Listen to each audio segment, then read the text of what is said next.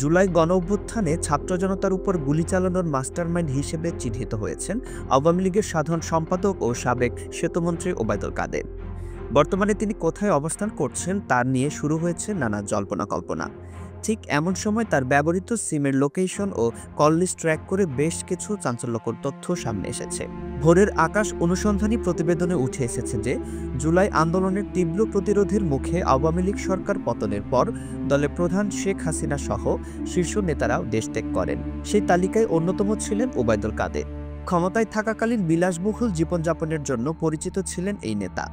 বিভিন্ন নায়িকা ও মডেলের সঙ্গে তার ঘনিষ্ঠতা নিয়ে নানা গুঞ্জন থাকলেও প্রকাশ্যে এ বিষয়ে কেউ কথা বলার সাহস করত না। কল লিস্টে কি তথ্য উঠে এসেছে? পালিয়ে যাওয়ার পর থেকে একের পর এক চাঞ্চল্যকর তথ্য বেরিয়ে আসছে ওবায়দুল কাদেরকে নিয়ে।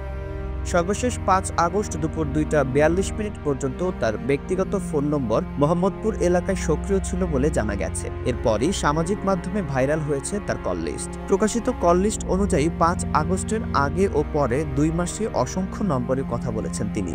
সেখানে নায়িকা, মডেল, অভিনেত্রী এবং রাজনৈতিক নেত্রীদের সঙ্গে তার যোগাযোগের তথ্য উঠে এসেছে।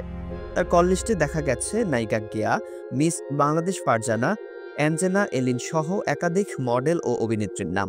পাশাপাশি ময়মনসিংহের নেত্রী কবিতার সঙ্গেও তার নিয়মিত যোগাযোগ ছিল বলে তথ্য মিলেছে। বেসরকারি এক টেলিভিশন চ্যানেলের প্রতিবেদনে বলা হয়েছে, ৫ আগস্ট ওবায়দুল কাদেরের নায়িকা সোহানা সাবার এবং প্রয়াত নায়িকা মেঘলার সঙ্গেও একাধিকবার যোগাযোগ করেন। সিরিয়াল কপির আংশিক তথ্য ফাঁস।